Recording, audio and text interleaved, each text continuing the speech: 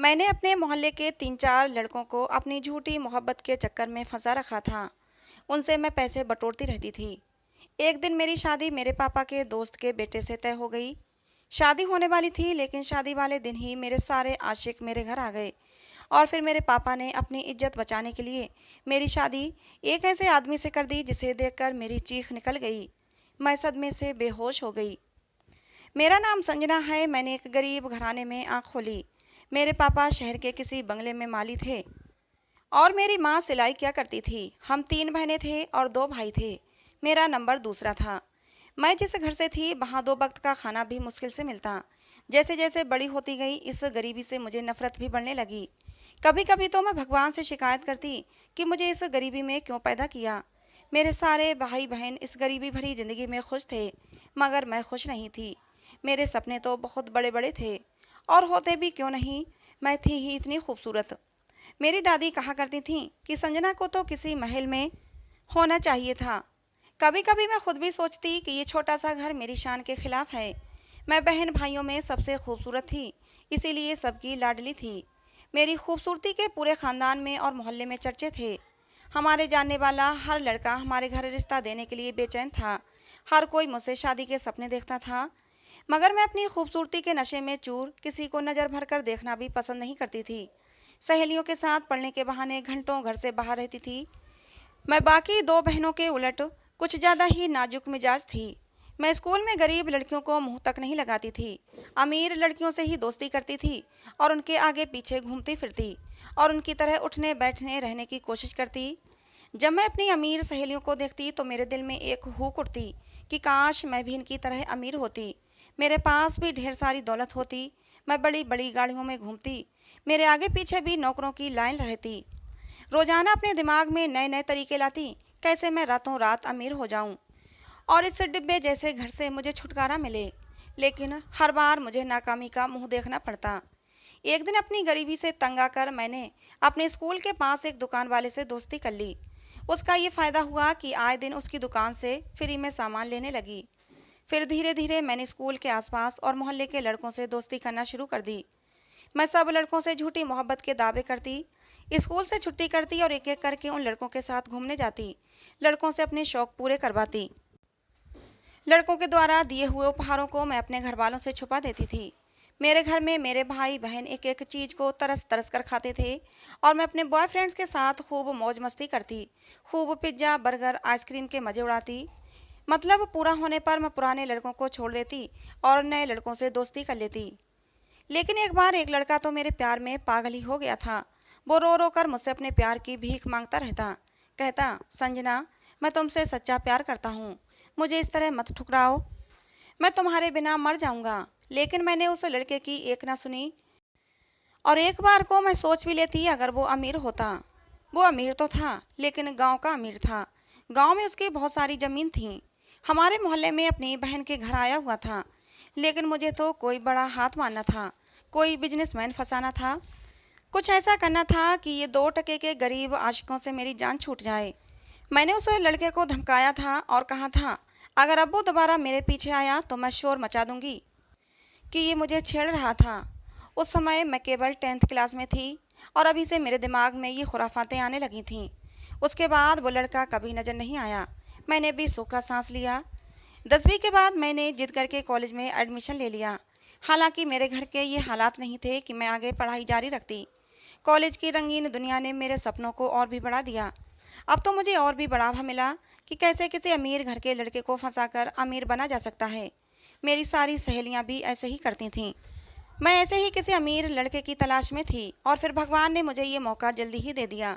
एक दिन कॉलेज से आई तो मेरी छोटी बहन ने बताया कि हमारा साथ वाला घर एक लड़के ने खरीद लिया है और अब वो यहीं इसी घर में रहेगा। लड़का देखने में काफ़ी स्मार्ट है। अपनी छोटी बहन की बात सुनकर मेरे कान खड़े हो गए। शाम को मैं छत पर गई तो वो लड़का मुझे छत पर खड़ा हुआ नजर आया। वो लड़का दिखने में बहुत हैंडसम लग रहा था। मेरी तो उससे आँख ही नहीं हट रही थी। अचानक उस लड़के की नज़र मेरे ऊपर पड़ गई तो मैंने जल्दी से नज़रें चुरा लीं और मैं नीचे उतर आई। मैंने अपने दिमाग में ज़बरदस्त प्लान बनाया कि सबसे पहले तो इस लड़के की पूरी जानकारी हासिल करनी चाहिए। अगर ये लड़का पैसे वाला है तो फिर इस लड़के को अपने प्यार के जाल में फंसा लेती हूँ और फिर इससे शादी भी कर लेती हूँ। मैंने पता किया तो मालूम पड़ा कि बहुत पैसे वाला है, किसी अच्छी कंपनी में काम करता है। मैंने पूरा प्लान बना लिया कि इस लड़के को जाल में फंसाकर इससे शादी जरूर करनी है। आसान तरीके से पैसा कमाने के लिए मेरे पास यही एक रास्ता था। मैं अब रोज बहाने बहाने से छत पर जाने लगी थी। मैंने महसूस किया था जैसे वो भी मुझे देखता है। धीरे धीरे बात थोड़ी आगे बढ़ी। मैं उसे देखकर मुस्कुरा देती, वो भी बदले में मुस्कुरा देता। लेकिन अभी हमारे बीच कोई बात नहीं हुई थी। एक दिन मैंने कॉलेज से छुट्टी कर ली। सुबह सोकर उठी तो मम्मी बोली, संजना पहले जल्दी से नाश्ता कर ले, फिर उसके बाद ये कपड़े छत पर डाला। मेरी कमर में दर्द हो रहा है। मुझे तो जैसे एक अच्छा बहाना मिल गया था। मैंने जल्दी जल्दी नाश्ता ख़त्म किया और फिर कपड़ों का टब लेकर ऊपर छत पर आ गई। आसपास के छतों पर पतंगबाजी हो रही थी। मैंने इधर उधर नज़र दौड़ाई, लेकिन वो लड़का मुझे कहीं नज़र नहीं आया। पता नहीं आज कहाँ चला गया। यही सोचते हुए मैं कपड़े तार पर डालने लगी। तभी मेरे पास एक पतंग आकर गिरी। मैंने उस पतंग को उठा लिया। देखा तो उस पर एक फ़ोन नंबर लिखा हुआ था। इसका मतलब ये पतंग यहाँ जानबूझकर गिराई गई थी।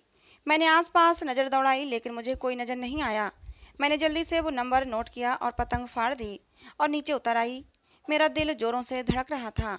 इससे पहले ऐसा कभी नहीं हुआ था। मैंने अब तक किसी से मोबाइल पर बात नहीं की थी। बात करती भी कैसे? मेरे पास अपना पर्सनल फ़ोन भी नहीं था। मैंने मम्मी से कहा, मम्मी मुझे अपना मोबाइल फ़ोन दे दो, मुझे अपनी सहेली से बात करनी है, कुछ पढ़ाई के बारे में पूछना है।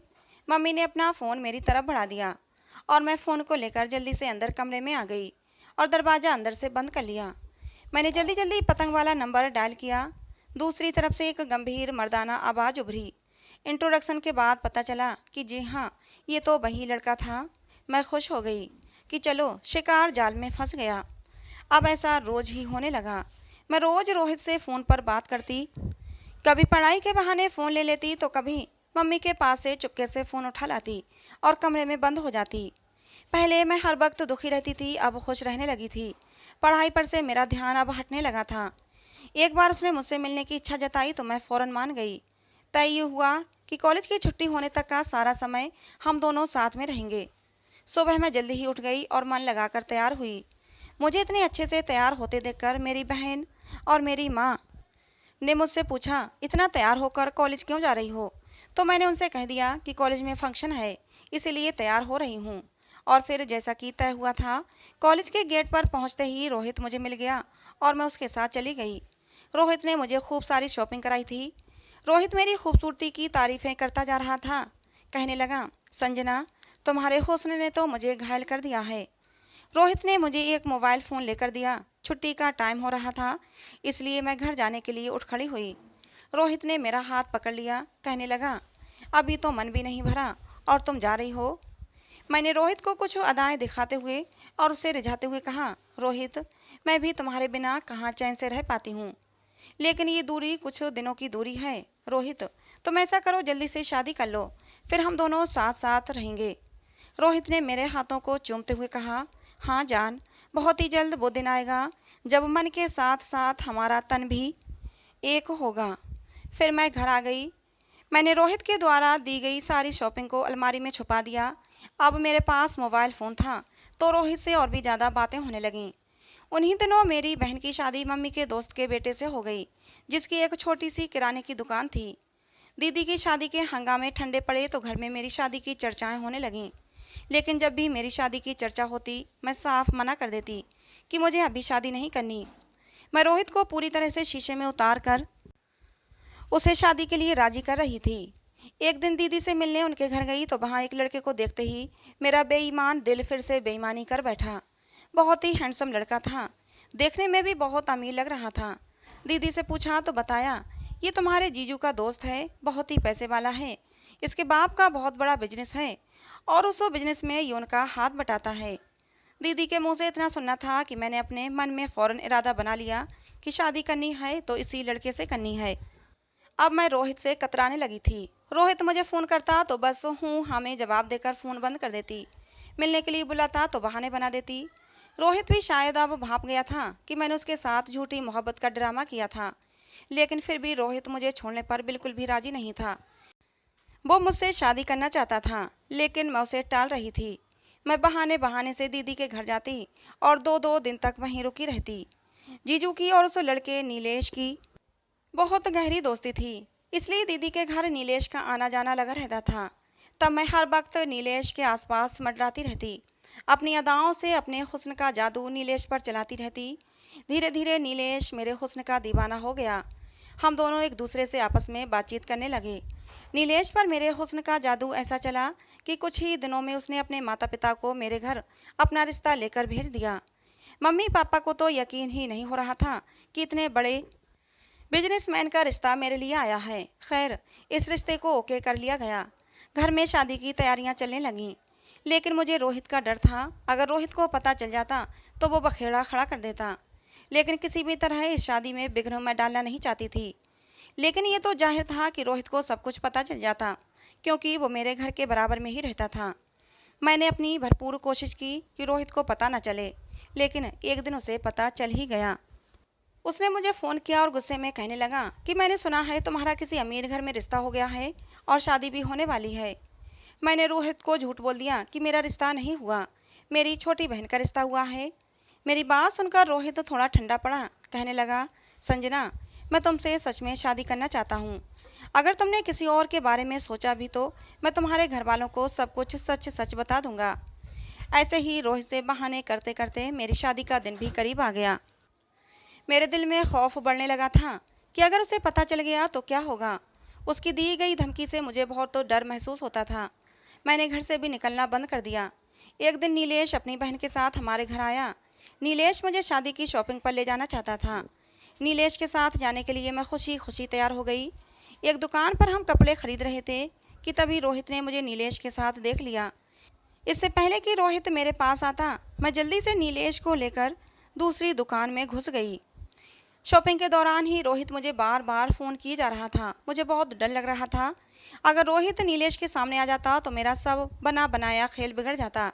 घर आकर मैंने रोहित को फ़ोन किया। मैंने सोच लिया था कि मुझे रोहित को क्या बोलना है। मेरी हेलो सुनते ही रोहित मुझ पर बिगड़ने लगा, लेकिन मैंने उसे शांत करते हुए कहा, रोहित शांत हो जाओ। दरअसल नीलेश को शादी की शॉपिंग करनी थी और हमारे घराने में शादी से पहले लड़का लड़की खुलेआम नहीं घूमते, इसीलिए मैं नीलेश के साथ चली गई थी।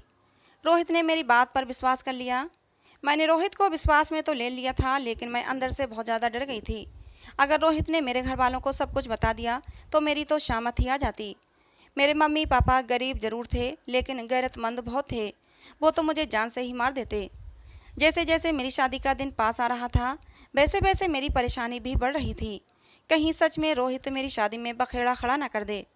अगर ऐसा हो गया तो मेरी शादी टूट जाती और मेरे अमीर बनने के सपने भी टूट जाते।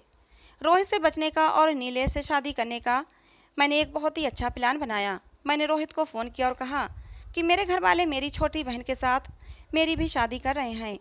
मेरी बात सुनकर रोहित परेशान हो गया। कहने लगा, अब क्या करें? तुम ऐसा करो, अभी मना कर दो। मैं अपना रिश्ता 2-3 दिन में तुम्हारे घर भेजता हूँ। मैंने कहा, रोहित, मेरे घर वाले नहीं मानेंगे। हम ऐसा करते हैं कि भाग चलते हैं। रोहित मेरी बात मान गया। मैंने उससे कहा कि तुम मेरे घर के पीछे से आकर मुझे ले जाओ। रोहित ने कहा, ठीक है, मैं आता हूँ।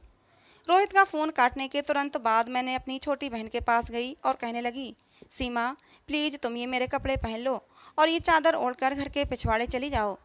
सीमा मुझे हैरानी से देखने लगी। मैं क्यों जाऊँ वहाँ पर? मैंने सीमा के सामने हाथ जोड़ दिए। मैंने कहा, सीमा, तुम ही मुझे बचा सकती हो, प्लीज़ मुझे बचा लो। मैंने सीमा को अपने और रोहित के बारे में सब कुछ बता दिया। सीमा बहुत देर तक मुझे हैरान होकर देखती रही। मेरी बात सुनकर वो बहुत ज़्यादा परेशान भी हो चुकी थी। अगर मम्मी पापा को पता चल गया तो क्या होगा? मैंने उसे जैसे तैसे समझाया। सीमा को मुझ पर तरस आ गया। सीमा कहने लगी, दीदी, फेरों से आधा घंटा पहले आप रोहित को बुला लो। मैं आधे घंटे तक रोहित को बातों में लगाए रखूँगी।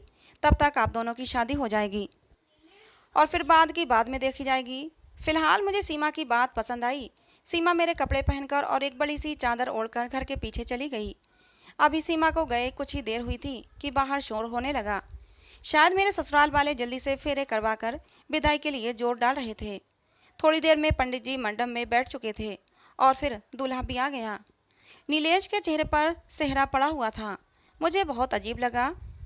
नीलेश तो बहुत ही खुले विचारों वाला था, फिर भला उसने अपना चेहरा सेहरे के पीछे क्यों छुपा रखा था। शादी के फेरे संपन्न हुए। काफ़ी देर हो गई थी लेकिन सीमा अभी तक नहीं आई थी। मुझे उसकी फिक्र हो रही थी, कहीं रोहित उसके साथ कुछ गलत ना कर दे। मेरी विदाई का टाइम भी आ गया लेकिन सीमा मुझे कहीं नज़र नहीं आई। मुझे घर वालों के रवैये भी बहुत ही अजीब लग रहे थे। मेरी माँ मुझसे नज़रें नहीं मिला रही थी। मेरे पापा की आंखों में भी गुस्सा था, लेकिन मैंने सबको नज़रअंदाज कर दिया और मैं नीलेश के साथ अपनी नई ज़िंदगी के बारे में सोचने लगी। विदा होकर मैं अपनी ससुराल आ गई। सुहाग की सेज पर बैठकर मैं नीलेश का इंतजार करने लगी। घूंघट हटाकर देखा, बहुत ही सुंदर कमरा था। महंगे सामान से कमरे को डेकोरेट किया गया था। कमरे की साज सज्जा को देखकर ही लग रहा था कि नीलेश कितना पैसे वाला है।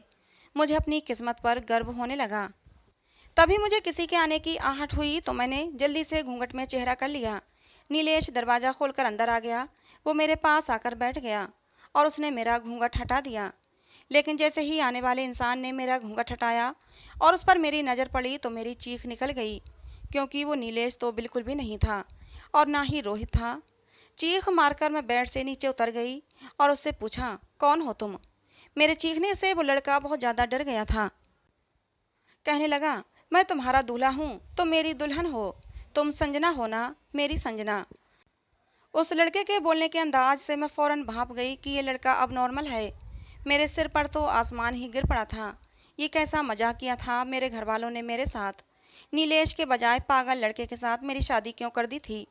मैंने कहा, कौन हो तुम? मैं तुम्हारी दुल्हन नहीं हूँ और ना ही तुम मेरे दूल्हा हो। बताओ, मेरा दूल्हा कहाँ है? नीलेश कहाँ है? मेरी बात सुनकर वो लड़का जोर जोर से तालियां बजाने लगा। कहने लगा, तुम गंदी दुल्हन हो, इसलिए दूल्हा तुम्हें छोड़कर भाग गया। मैं उस लड़के को धक्का देकर बाहर निकल आई और उसे अंदर कमरे में ही बंद कर दिया, क्योंकि वो मेरे पीछे पीछे मुझे पकड़ने के लिए दौड़ रहा था।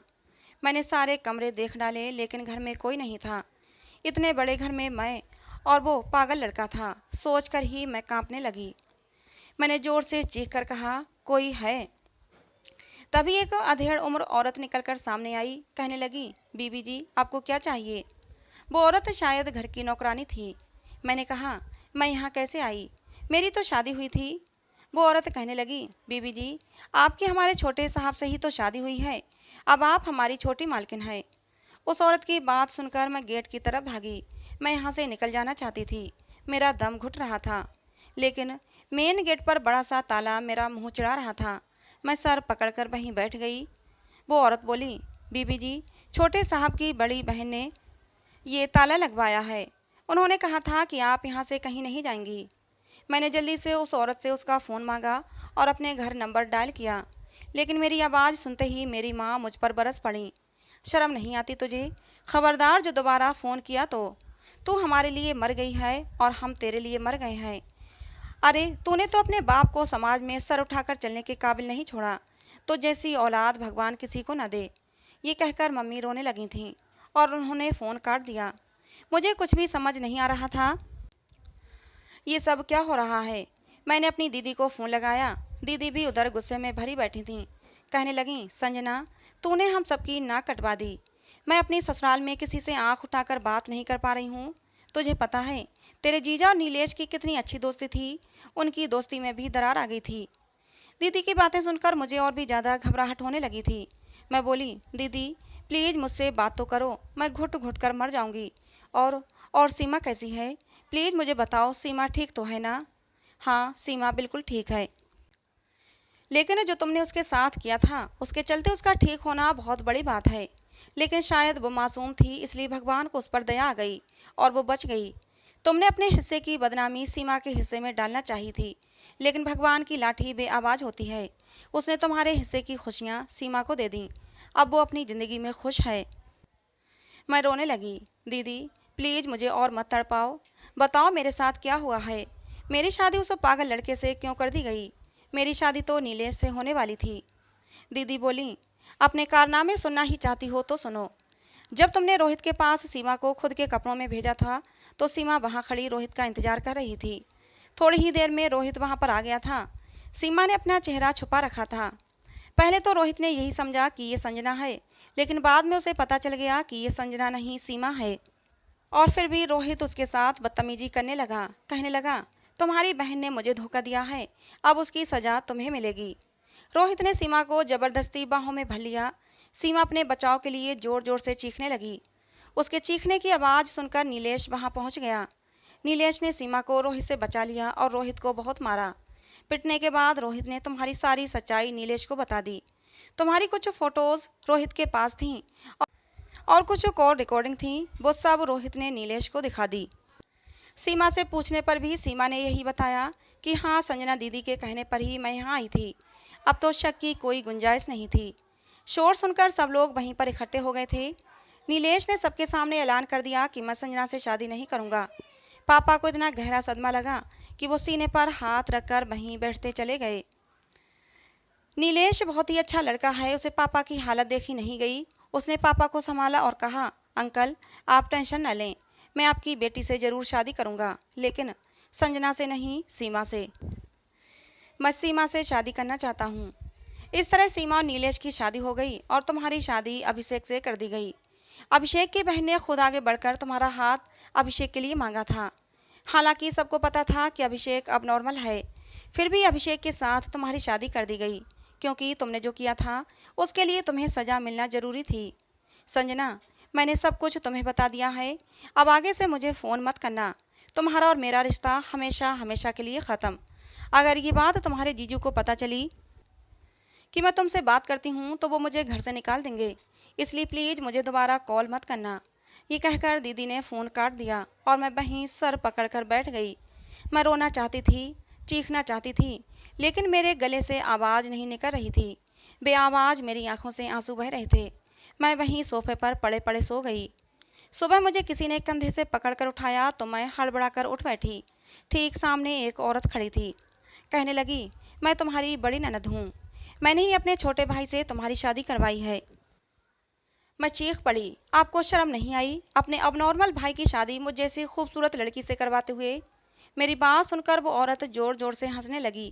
कहने लगी, अरे शुक्र मनाओ कि मैंने अपने भाई से तुम्हारी शादी करवा दी, नहीं तो कोई तुम्हारे ऊपर थूकता भी नहीं। और जिसे तुम अबनॉर्मल कह रही हो उसे पागल बनाने वाली भी तुम ही हो। याद करो वो समय जब अभिषेक तुम्हारे प्यार में पागल था। अब तक तुमने न जाने कितने लड़कों से दोस्ती की है, इसीलिए तुम शायद अभिषेक को भूल गई हो, लेकिन अभिषेक तुम्हें आज तक नहीं भुला पाया। वो तुम्हारे प्यार में पागल हो गया है। उस समय तुम सिर्फ 10वीं क्लास में थी और तभी से तुमने उस पर अपने प्यार का जादू चला दिया था। तुम्हारे लिए शायद वो खेल था और शायद पैसे कमाने का जरिया भी, लेकिन अभिषेक तुमसे सच्ची मोहब्बत कर बैठा था। जब तुमने उसे ठुकरा दिया तो वो पागल हो गया। वो सब कुछ भूल गया, लेकिन तुम्हारा नाम अभी तक नहीं भूला। भले ही हम गांव से बिलोंग करते थे, लेकिन गांव के लोगों के पास भी दिल होता है। अपने भाई का इलाज करवाने के लिए मैंने गांव की अपनी सारी ज़मीनें बेच दी और यहाँ शहर में आकर शिफ्ट हो गई, लेकिन कोई भी डॉक्टर मेरे भाई को ठीक नहीं कर सका। मैं नीलेश की तरफ से नीलेश की और तुम्हारी शादी में आई हुई थी। जब नीलेश ने तुम्हें ठुकरा दिया तो मुझे एक होप मिली कि शायद अगर मैं तुम्हारी शादी अपने भाई से करवा दूँ तो हो सकता है मेरा भाई ठीक हो जाए, और अगर ठीक ना भी हुआ तब भी ज़िंदगी भर तुम मेरे पागल भाई को झेलती रहोगी, और यही तुम्हारे कर्मों की सज़ा है। और यही सोचकर मैंने अपने भाई की शादी तुम्हारे साथ करवा दी। मेरे सिर पर धमाके हो रहे थे। गुस्से की वजह से रात मैंने अभिषेक को पहचान नहीं पाई थी। मैं भागती हुई कमरे में गई। अभिषेक मासूम बच्चों की तरह सो रहा था। मुझे याद आ गया, हाँ ये वही अभिषेक था जो मेरे सामने गिड़गिड़ा कर अपने प्यार की भीख मांग रहा था, लेकिन उस समय मुझे उस पर जरा भी दया नहीं आई थी। मेरी आंखों में आंसू आ गए। भगवान ने मेरे किए की सज़ा मुझे दे दी थी। शायद अब अभिषेक ही मेरा नसीब है। हमारी शादी को अब 6 महीने हो चुके हैं। मेरे घर पर कोई नहीं आता, ना मेरे माँ बाप, ना मेरे भाई बहन और ना ही मेरी ननद। कभी कभी जब उसे अपने भाई से मिलना होता है तो वो अभिषेक को अपने घर बुला लेती है। मैं अकेली से बड़े से घर में इधर से उधर घूमती रहती हूँ। भगवान ने मुझे पैसा तो दे दिया, लेकिन मेरी किस्मत में प्यार नहीं दिया, ना ही अपनों का, ना ही पति का प्यार। भगवान से रोज़ रो रो कर दुआएं मांगती हूँ कि मेरे अपराधों को क्षमा कर दे। मैंने आज तक न जाने कितने मासूमों का दिल तोड़ा है। हर आने वाला दिन एक नई आशा लिए आता है कि शायद भगवान को मुझ पर दया आ जाए, वो मेरे अपराधों को क्षमा कर दे और अभिषेक को ठीक कर दे। मैं दिल से दुआ करती हूँ कि मेरा अभिषेक बस अब ठीक हो जाए। भले ही अभिषेक अब नॉर्मल है, वो बच्चों जैसी हरकतें करता है, लेकिन मेरे दिल में कहीं ना कहीं अभिषेक अपनी जगह बना चुका है। मैं उससे मोहब्बत करने लगी हूँ। मैं अभिषेक का बहुत ध्यान रखती हूँ, बिल्कुल छोटे बच्चों की तरह उसकी केयर करती हूँ। जिस दिन अभिषेक बिल्कुल ठीक हो जाएगा, उस दिन मैं समझ जाऊंगी कि मेरा भगवान मुझसे राजी हो गया है और उसने मुझे माफ़ कर दिया है। दोस्तों, आप लोग भी मेरे लिए प्रार्थना करें कि भगवान मुझे माफ़ कर दे और मेरे अभिषेक को ठीक कर दे। तो दोस्तों, आज की ये कहानी कैसी लगी कमेंट बॉक्स में ज़रूर बताना। कहानी पसंद आई हो तो प्लीज़ लाइक करना। ऐसी और कहानियों के लिए हमारे चैनल को सब्सक्राइब करना। कहानी को अंत तक सुनने के लिए आप लोगों का बहुत बहुत धन्यवाद। मिलते हैं दोस्तों अगली किसी नई कहानी में।